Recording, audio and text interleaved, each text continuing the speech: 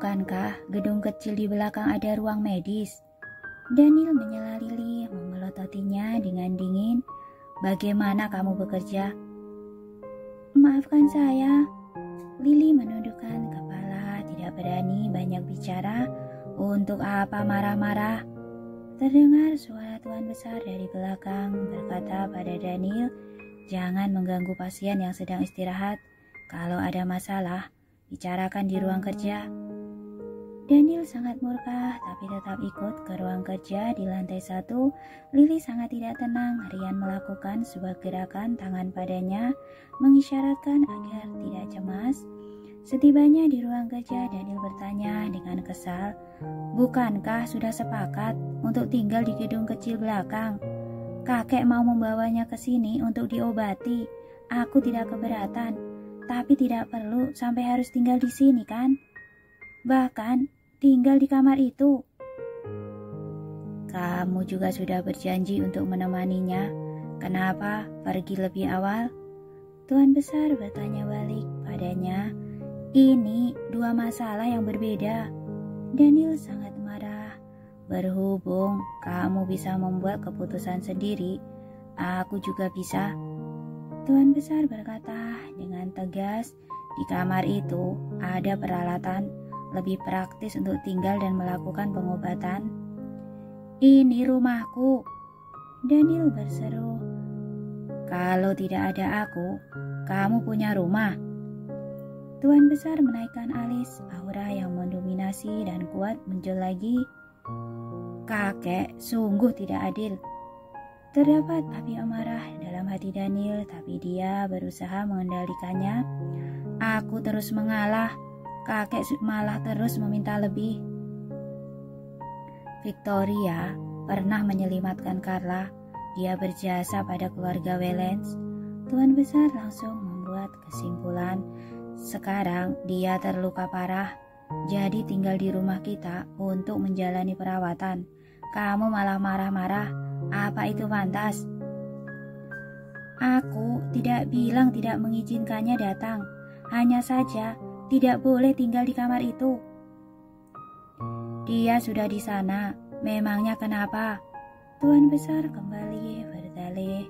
Kakek, Daniel sungguh sangat emosi. Tuan, jangan marah.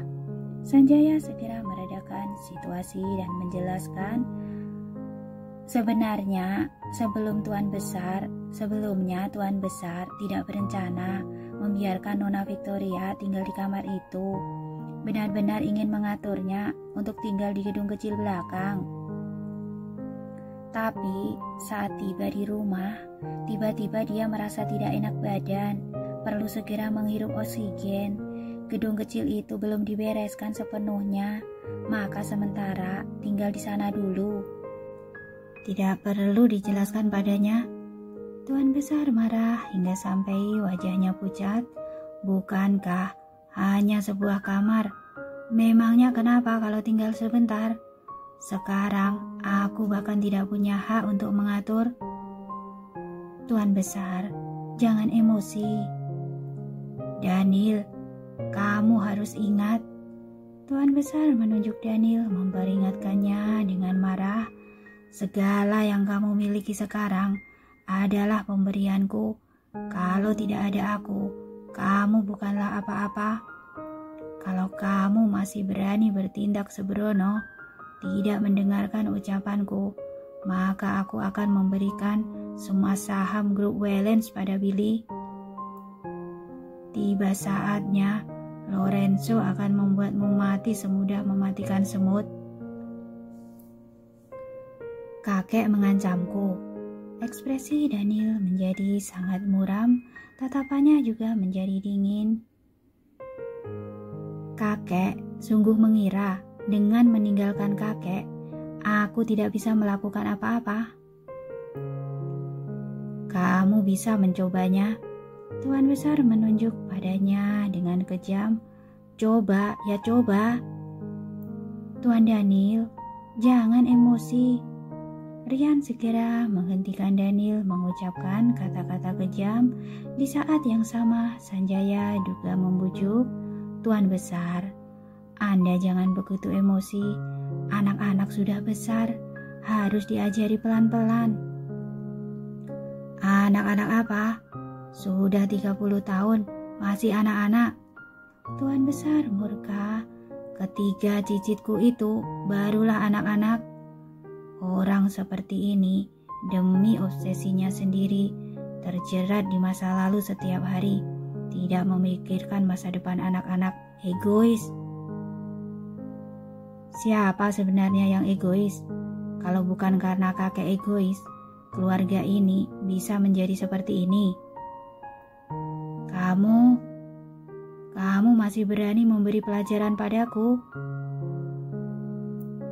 Jangan ribut lagi. Repot kalau sampai membangunkan anak-anak.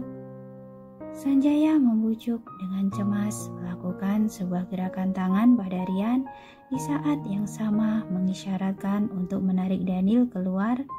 Rian sama sekali tidak bisa menghadapi Daniel. Sanjaya terpaksa mendorong kursi roda Tuan Besar dan berjalan ke arah luar. Tuan Besar, jangan emosi.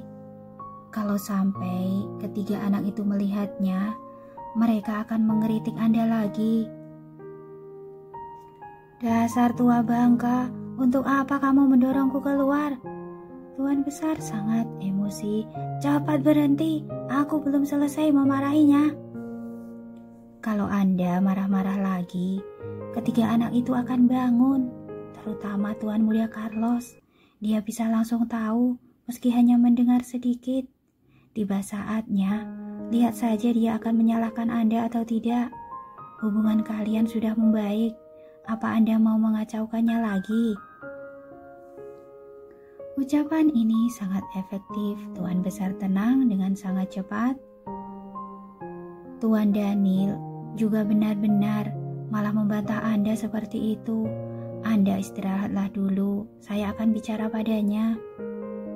Bocah tengik, tidak menghormati senior, beri pelajaran padanya yang kejam. Iya, Anda tenang saja. Sanjaya membawa pergi Tuan Besar sambil membujuk. Di dalam ruang kerja, Daniel emosi sampai menendang meja. Rian segera membujuk. Tuan Daniel, jangan emosi, bisa membangunkan anak-anak. Emosi Daniel masih belum reda. Tiba-tiba Rian teringat sesuatu. Ia berkata lagi, bukankah dulu Anda pernah bilang mau minta tolong pada Nona Victoria membantu Anda membujuk Tuan Besar agar lebih cepat kembali ke negara Maple. Kebetulan bisa memanfaatkan kesempatan ini. Saat mendengar ucapan ini, tiba-tiba Daniel terdiam. Dia hampir lupa inilah masalah besarnya. Tracy sudah kembali ke kota Bunaken, juga tinggal di villa Bukit bagian utara. Grup Moore sudah mulai menyerang pasar domestik dalam skala besar. Hal ini pasti akan segera tersebar. Tracy juga akan menampakkan diri di depan media. Tiba saatnya, tidak bisa disembunyikan lagi dari anak-anak dan Tuan Besar. Jadi sekarang harus segera membujuk Tuan Besar untuk pergi. Asalkan dia kembali ke negara Maple, masalah belakang akan mudah dibereskan. Tok tok tok. Saat ini terdengar ada orang mengetuk pintu. Kemudian terdengar suara Lily. Tuan Daniel, ada masalah yang mau dilaporkan. Masuklah, jawab Rian. Lily membuka pintu dan masuk, berkata dengan hati-hati, Tuan Daniel, Anda jangan marah. Tenaga medis sudah memindahkan Nona Victoria. Dia mendengarnya? Tanya Daniel sambil mengerutkan kening. Iya. Lily mengangguk. Dialah yang memintaku untuk mengaturnya. Sekarang gedung kecil itu sudah dibereskan, hanya saja masih ada sebagian. Tidak perlu pindah, kata Daniel dengan tiba-tiba. Hah? Lily tercengang mengira dirinya salah dengar. Biarkan dia di sana. Daniel memberi instruksi. Baik. Lily segera keluar untuk memberitahu. Tuan Daniel bilang tidak perlu ganti, cepat bawa kembali barang-barang Nona Victoria. Nona Victoria tidak perlu pindah, biarkan dia istirahat dengan tenang. Di luar, Sanjaya yang hendak keluar untuk menjelaskan sedikit terkejut saat mendengarnya segera kembali untuk memberitahukan hal ini pada Tuan Besar. Tuan Besar berkata dengan marah, "Seharusnya ancamanku manjur. Anggap saja bocah itu tahu diri." Tuan Daniel bermulut keras, tapi hatinya lembut. Dia menghormati Anda. Sanjaya membujuk dengan tulus, "Anda jangan terlalu memaksanya. Berilah dia sedikit waktu." "Aku sudah tidak punya banyak waktu." Tuan Besar belum selesai bicara langsung berbatuk. Dia memegang jantungnya, bernapas dengan tersengal-sengal. "Tuan Besar." Sanjaya segera maju ke depan dan menepuk punggungnya. "Kesehatan Anda harus diobati dengan baik." "Bukan masalah diobati. Aku sudah 98 tahun, sudah tua." Tuan Besar tertawa pahit dengan tidak berdaya. "Saat masih muda, tidak peduli sekuat apapun, tetap tidak bisa mengalahkan lajunya usia." "Anda tidak tua, Anda masih sehat dan bersemangat." Mata Sanjaya memerah. "Cepat atau lambat, manusia pasti akan menghadapi hari itu." Tuan Besar malah begitu tenang. "Aku hanya berharap sebelum mati, aku bisa melihat bocah tengik itu melepaskan masa lalu, memulai kehidupan barunya." "Aku lihat Tuan Daniel juga bukan tidak punya perasaan pada Nona Victoria." Sanjaya menghibur. "Sekarang Nona Victoria sudah tinggal di sini.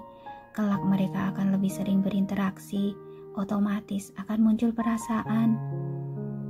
"Semoga begitu." Tuan Besar menghela nafas. "Asalkan bisa melihat mereka bersama, aku pun bisa kembali ke negara Maple dengan tenang."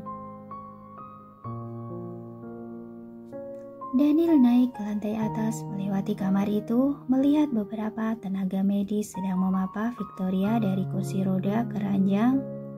Lily berpesan di samping, "Pelan-pelan, pelan-pelan." Tapi saat Victoria berbaring, punggung tangannya tertusuk jarum yang masih menancap di sana, langsung berdarah. "Cepat, ambil kotak obat." Lily ingin segera mengobati luka Victoria. Beberapa tenaga medis membawakan kotak obat membantu dari samping. Salah satunya tidak tahan untuk tidak mengeluh. "Nona Victoria sudah terluka begitu parah. Sudah berbaring dengan tidak mudah, malah harus pindah. Setelah hampir selesai, malah tidak jadi. Bukankah itu seperti sedang ditindas?" "Benar, Nona Victoria sangat kasihan." "Diam," kata Lily dengan dingin. Kedua tenaga medis itu menundukkan kepala, tidak berani asal bicara lagi. Victoria bersandar di ranjang dengan lemah, wajahnya malah tersenyum lembut. Setelah Lily selesai mengobati lukanya, dia segera berterima kasih dengan bahasa isyarat. "Nona Victoria, jangan sungkan." Para tenaga medis merasa kasihan pada Victoria saat melihat adegan ini. Daniel sedikit merasa bersalah. Ia berjalan masuk. "Tuan Daniel." Lily segera menunduk dan memberi hormat. Tenaga medis yang lain membungkuk dan menundukkan kepala sangat gugup. Daniel melakukan sebuah gerakan tangan. Lily segera keluar bersama para tenaga medis. "Tadi sudah membangunkanmu." Daniel berdiri di ujung ranjang, sengaja menjaga jarak dengan Victoria. "Aku memang tidak tidur." Victoria menggeleng sambil tersenyum menjelaskan dengan menggunakan bahasa isyarat. "Karena terjadi sesuatu di rumahku. Sementara tidak leluasa untuk ditinggali. Ayahku akan segera kembali ke negara Maple. Kakek cemas aku tinggal sendirian di luar. Tidak aman, maka membiarkanku tinggal di sini. Apa aku mengganggumu?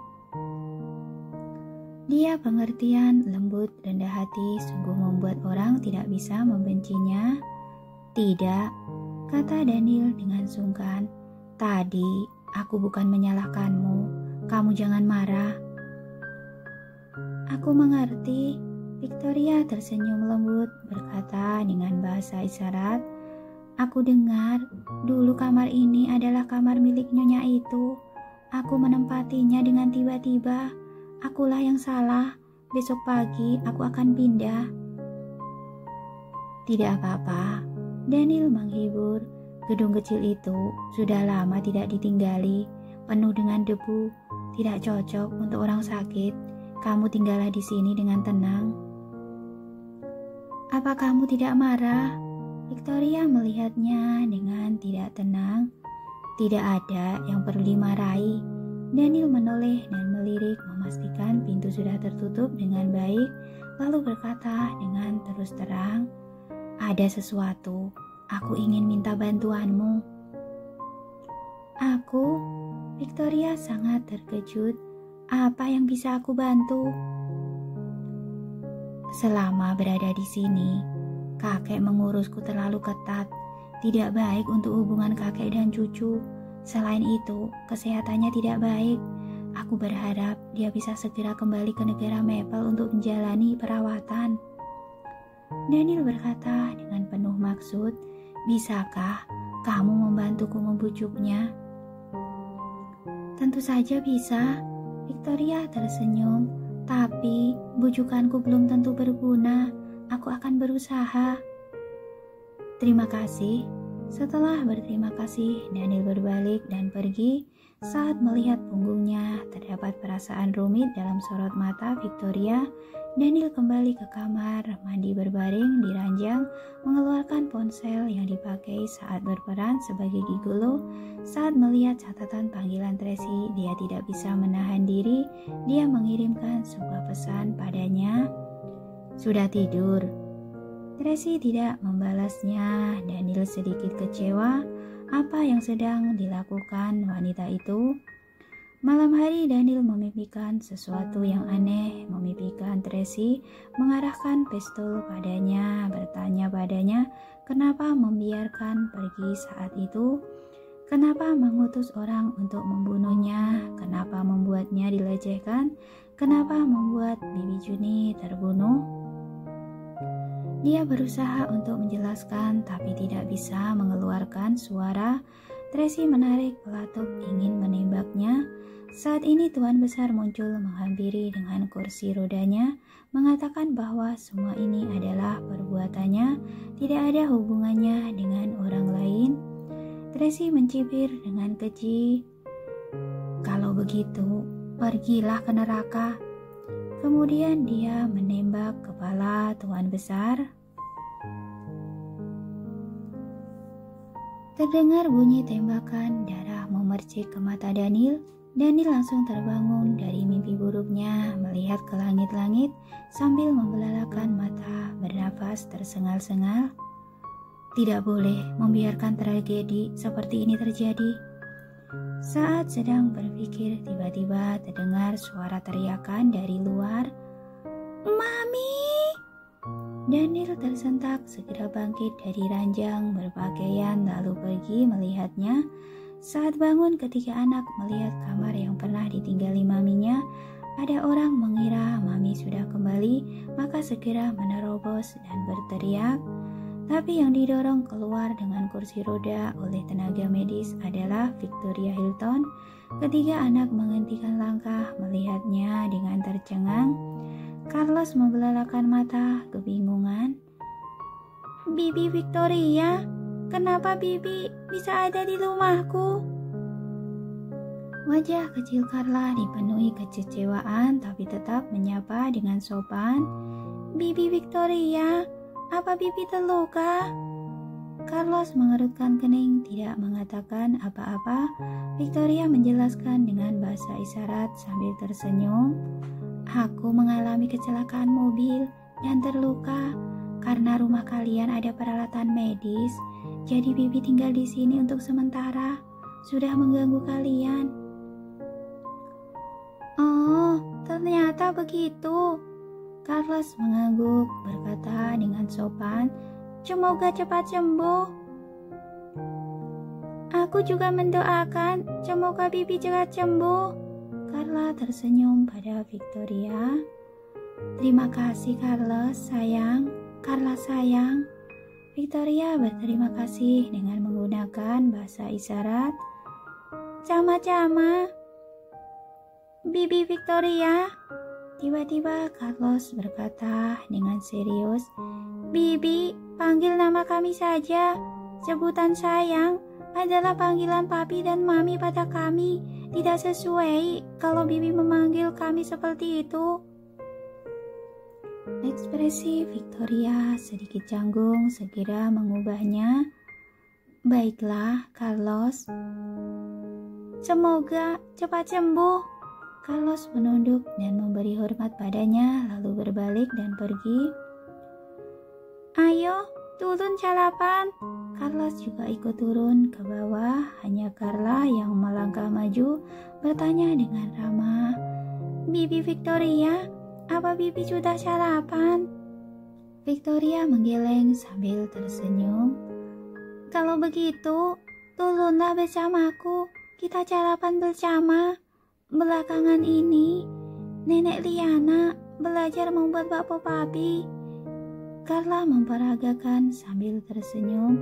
Itu adalah bakpao yang bentuknya seperti babi kecil. Enak sekali. Benarkah? Sungguh ingin mencobanya. Victoria menggunakan bahasa isyarat, senyum di wajahnya sangat cerah. Ayo, aku bawa Bibi ke sana. Carla mengundangnya dengan antusias. Terima kasih Carla. Victoria mengelus rambut Carla dengan ramah. Keduanya turun bersama menggunakan lift. Saat ini, Carla melihat Daniel sedang berdiri di depan pintu kamar, lalu melambaikan tangan padanya. Bapi, selamat pagi. Pagi, saat melihat anak-anak tidak terlalu emosional, Daniel menutup pintu kamar dari awal sampai akhir.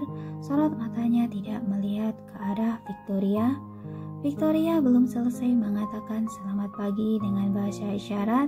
Daniel sudah kembali ke kamar. Dia hanya bisa menurunkan tangan sambil tersenyum pahit. Di lantai bawah, Carlos berjalan bersama ke arah ruang makan. Ekspresi Carlos sangat dingin. Carlos mendekatinya dan berbisik padanya. Jangan seperti itu. Dia pernah menyelamatkan Carla. Kita anggap saja dia sebagai tamu. Aku tidak mengatakan apa-apa. Carlos duduk di kursi. Baiklah. Carlos merentangkan kedua tangan. Dia tahu sifat Carlos sama persis dengan papinya, dingin dan keras kepala. Tidak ada yang bisa membujuknya. Carlos, pagi.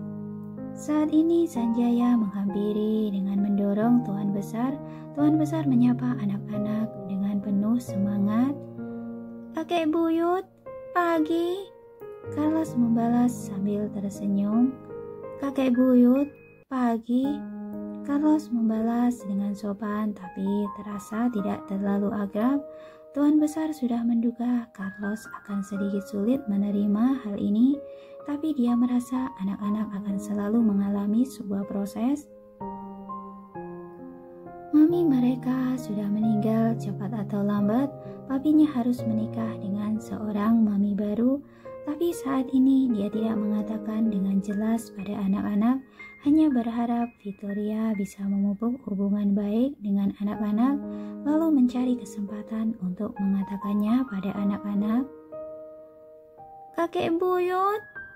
Saat ini Carla menghampiri bersama Victoria menyapa Tuan Besar dari kejauhan. Pagi. Tuan Besar terhibur, setidaknya Carla tidak menolak Victoria.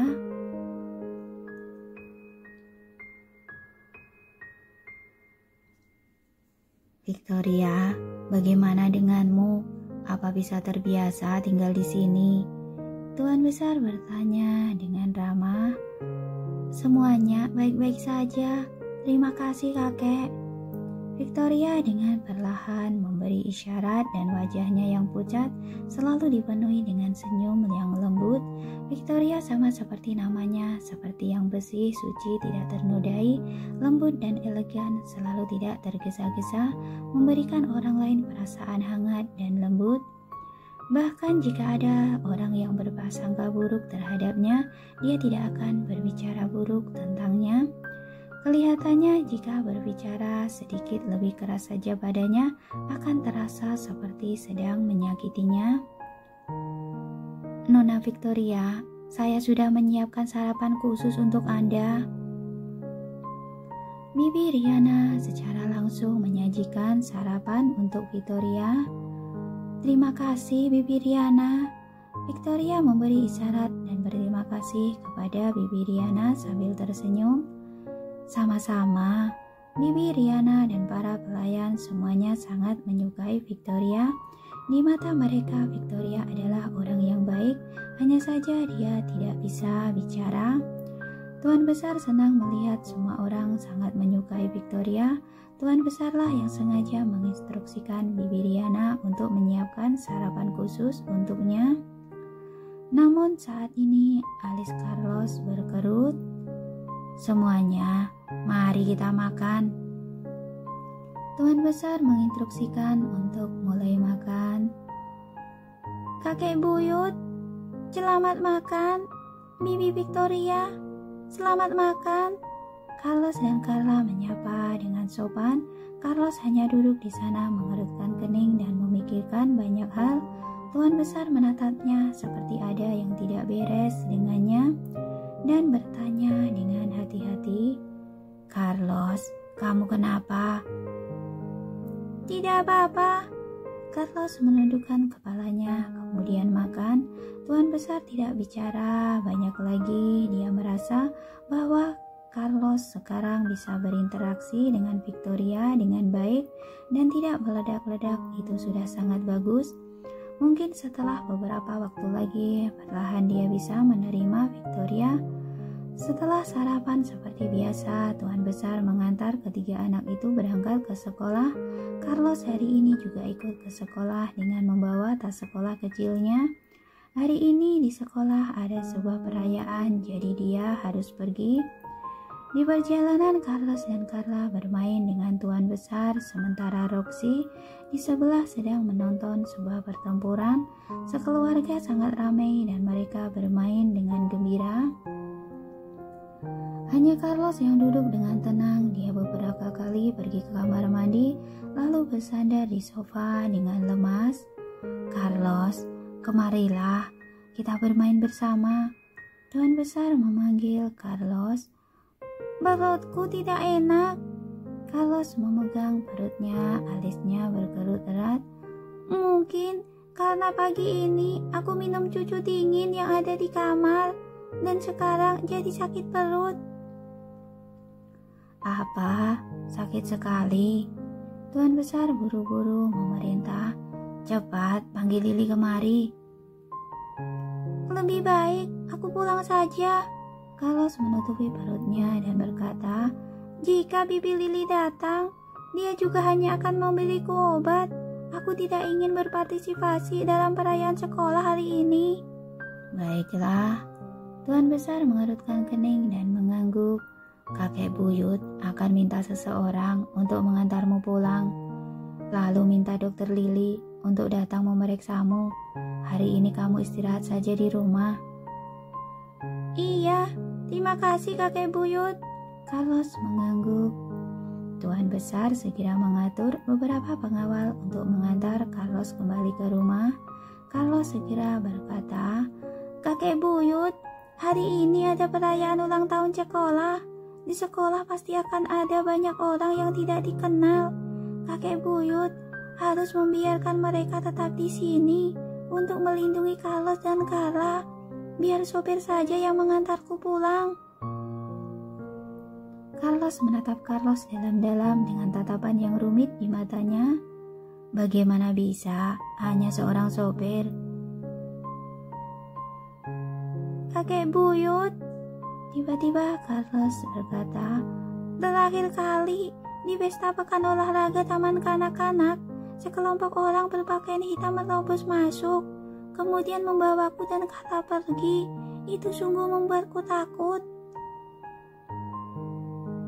Kak Carlos, maksudmu orang yang ingin melampas chip waktu itu? Carla mengingat kembali kejadian itu, wajahnya pucat sekali.